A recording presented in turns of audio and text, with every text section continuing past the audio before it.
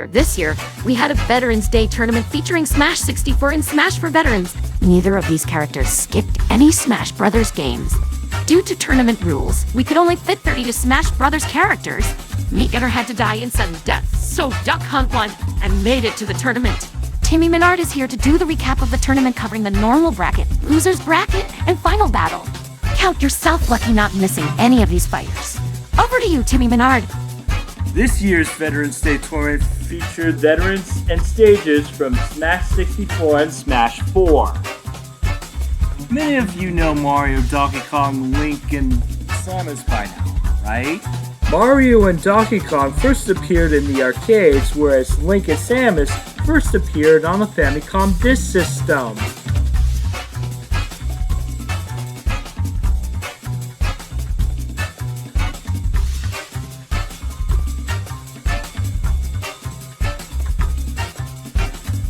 Before I talk about Yoshi, Kirby, Fox, and Pikachu, remember entrance animations from Smash 64? Well, they were missed in Melee. They were brought back for Brawl and remain that way for multiplayer battles since then. Remember Yoshi from the Mario series? Well, since Super Mario World, he has been an ally for the Mario Brothers. Kirby had his 30th anniversary late April of this year. You may not see much of Star Fox anymore, but he had made a name for himself in the Super Smash Bros. Games. While Pikachu was made for the boy audience, little girls preferred Jigglypuff.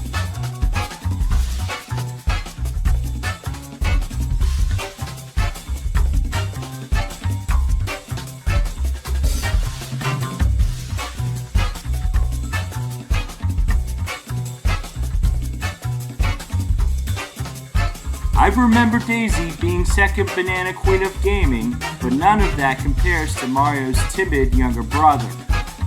Earthbound was released in USA about 9 months after its Japanese release.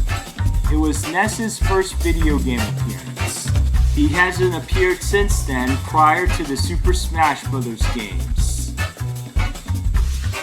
Ganondorf's gameplay may have been inspired by Captain Falcon. Unfortunately for the original character, his Zelda wannabe made more appearances. Like I said, while Pikachu was made for the boy audience, Jigglypuff got popular with little girls.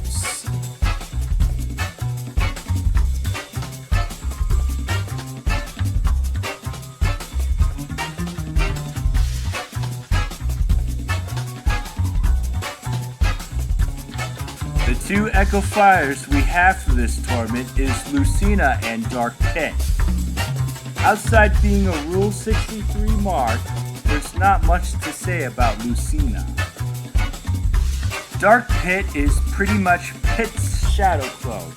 No wonder Dark Pit is Pit's Echo Fighter. In Japan, Villager was the last major Nintendo character for the Nintendo 64. Outside of that country, we got Daisy and Waluigi. North Americans couldn't see Villager until 17 months later on the Nintendo GameCube. Mega Man was one of the earliest futuristic video game heroes. He was first released in Japan around the last 2 weeks of 1987 on the Famicom. He was known for being the blue super fighting robot.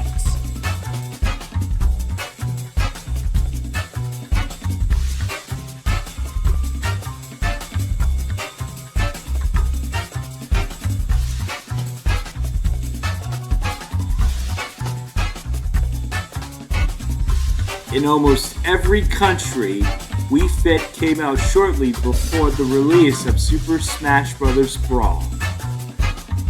Rosalina and Luna's debut in Super Mario Galaxy was 5 years after the release of Pokemon Ruby and Sapphire in Japan. Gardevoir's debut was from the latter.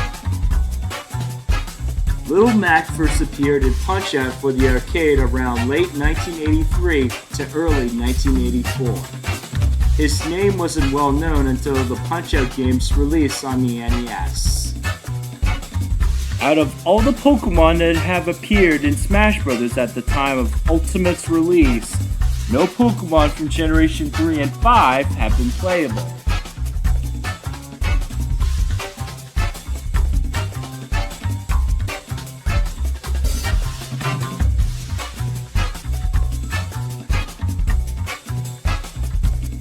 In Japan, Kid Icarus was known as Light Mythology Palutena's Mirror.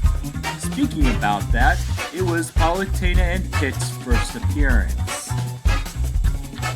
Shortly after Mr. Game & Watch's first appearance, Pac-Man was released on the arcades in Japan over a year before the debut of Mario. Oh, I'm sorry, did I say just the Fire Emblem characters getting Rule 63 variants? There's Wii Fit Trainer, Villager, and Mii Fighters. Not counting duplicates, Shulk was the last major Nintendo character for the Wii.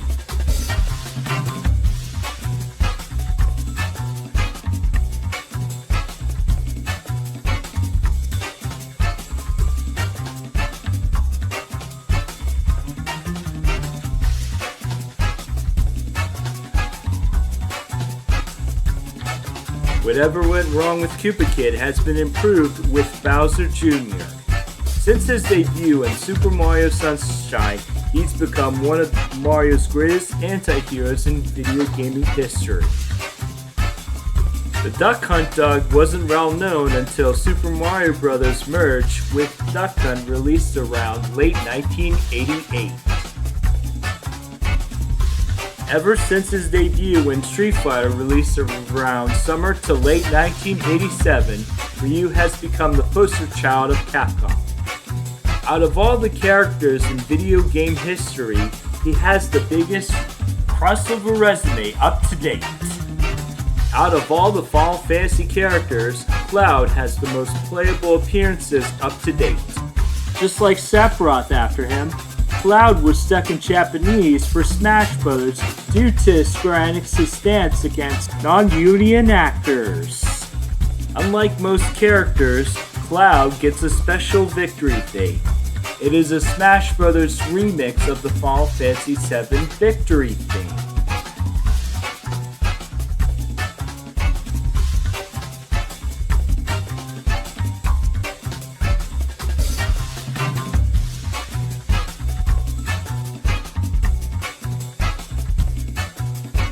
All Fire Emblem reps who are Smash 4 veterans are Rule 63 characters. Corrin's first appearance was Fire Emblem Fates. Outside the Bayonetta series, Nintendo doesn't make games aimed toward adults. Most of the games made by Nintendo are aimed at kids to teenagers. Remember the Wii released around late 2006? That was the first appearance of Mii's.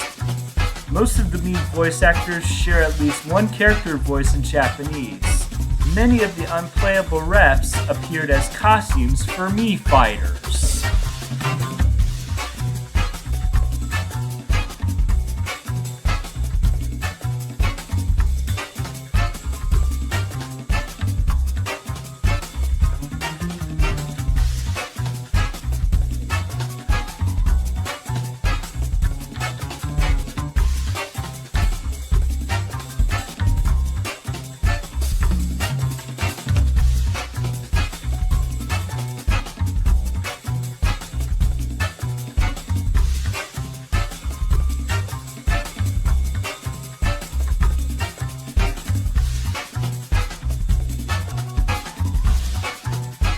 As Dark Pit defeats Lil Mac in the normal bracket, the latter says goodbye to the boxing ring.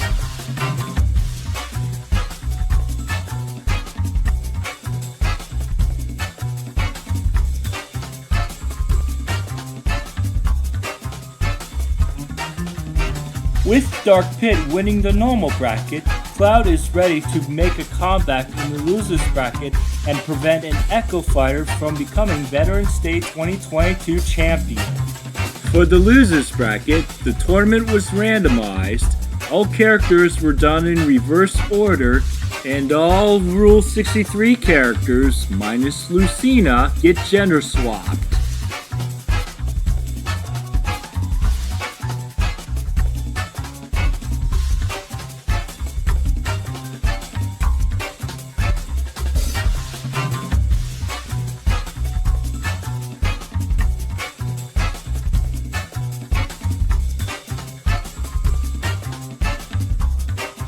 It's a shame Cloud Strife couldn't speak English, but at least we are grateful Marth and Roy could. It has been a long time coming.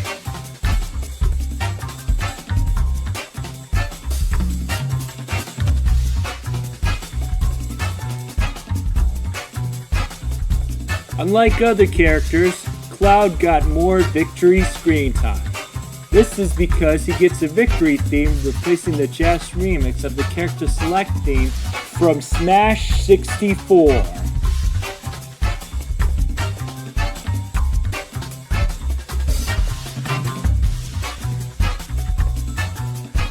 Corrin may have been spared in terms of Rule 63 characters, but Robin wasn't so lucky.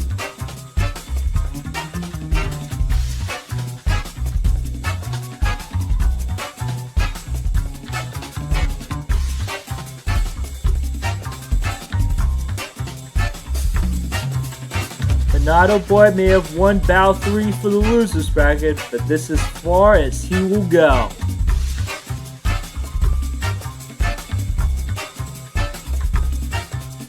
Against Princess Rosalina, Greninja, Male Wii Fit Trainer, and Mega Man had nothing to do to stop Nintendo's Space Queen. She was lucky enough to move into the semi-finals.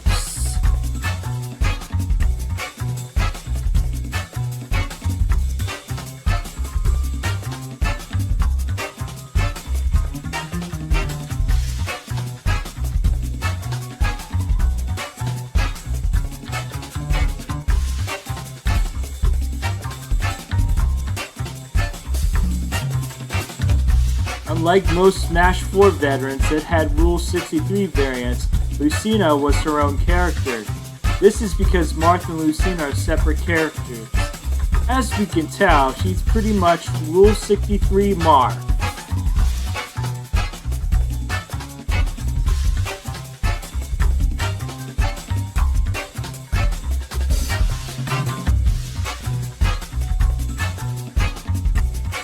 For a Rule 63 Marth, Lucina did great.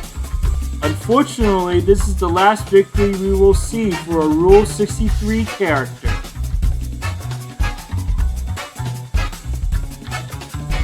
While the Earthbound series isn't as popular compared to other Nintendo or other third-party games, NES was very fortunate to win Battle 6 in the losers bracket.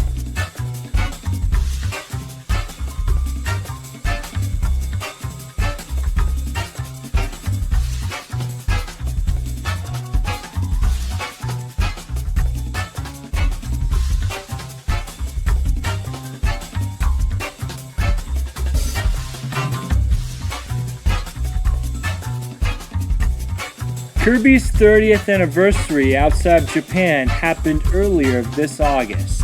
Fortunately, he won Battle 7 of the losers bracket.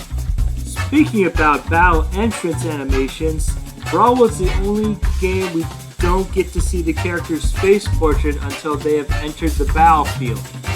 This was fixed as of Smash 4. Now it is easier to tell who is in the battlefield.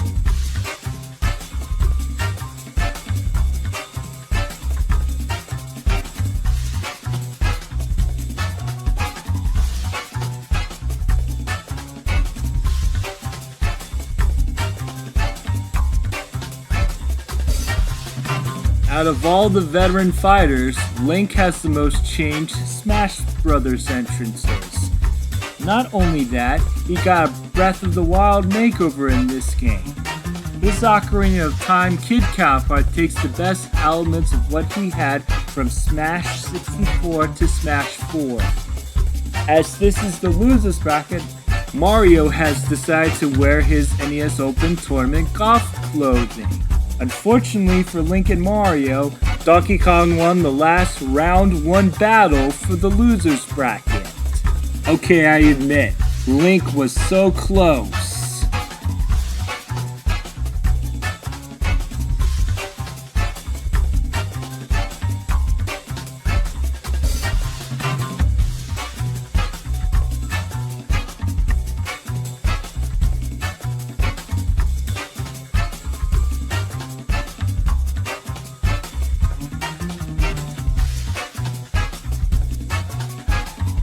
The first semi-final battle ended up a total victory for Cloud Strife. I bet this PlayStation mascot is here to prevent an Echo Fire from becoming 2022 Veterans Day Tournament Champion.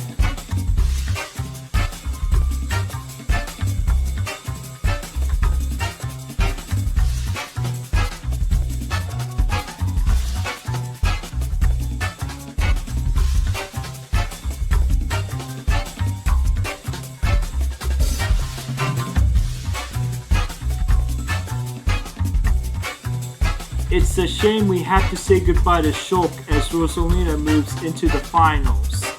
Daisy's hoping not to foul this space princess if she becomes next year's Veterans Day winner.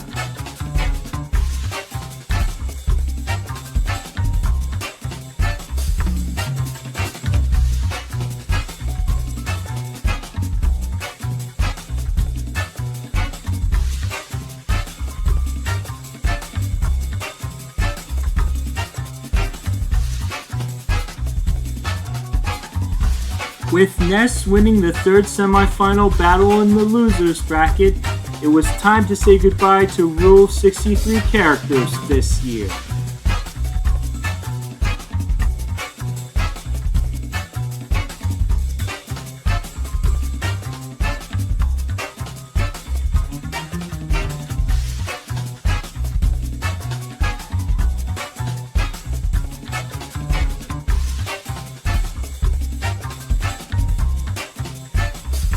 The last battle in the semi-finals was a Smash Bros. Classic fight. One of the 2 Smash 64 veterans got to fight a PlayStation mascot in the final battle. The winner of this fight was Kirby.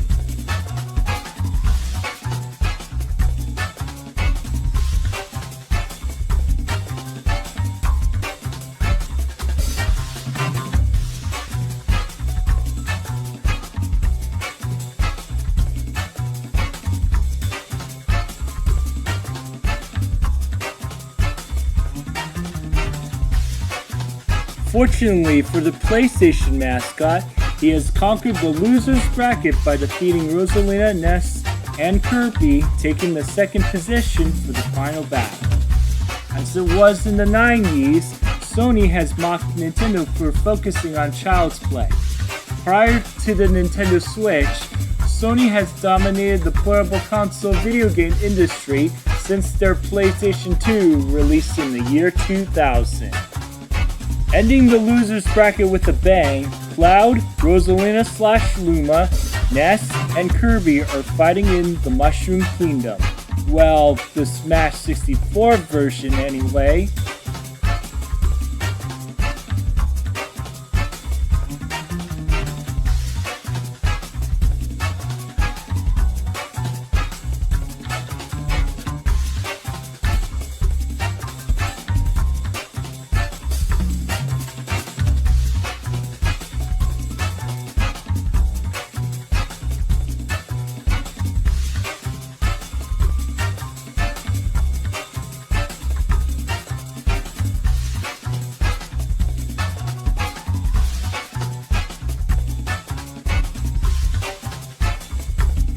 As Cloud Strife conquered the losers bracket, the Nintendo vs. Sony rivalry continues with a Shadow clone of Pit trying to take down a PlayStation mascot in the final battle.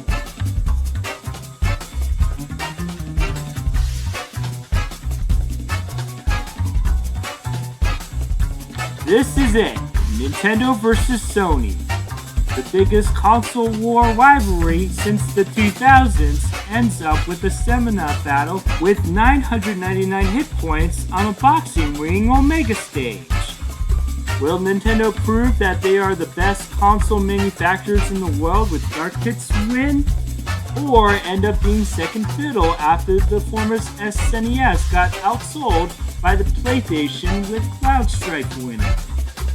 Here's Sensen and I to talk about it. It was hard to determine the winner by incredible feats and statistics alone, but in many ways, Dark Pit came up on top. As I said before, Cloud was lucky to get this far, but he was out of luck when he took on Dark Pit and lost. For being Pit's shadow doppelganger, he had the intelligence and skills to defeat the Sony PlayStation mascot. While Cloud took on Sephiroth, Pit did the same thing to Hades, and I bet Dark Pit would have done the same thing. Despite Cloud's efforts, there was no way Dark Pit would have been defeated very easily, and he was stronger and smarter than the Sony PlayStation mascot. Despite Dark Pit and Cloud being evenly matched, Dark Pit was a few steps ahead over Cloud Strife. Cloud did his very best, but he had no way to defeat Dark Pit. For all the strife Dark Pit has been through, he won't be feeling cloudy after this fight. Our Veterans Day 2022 champion is Dark Pit.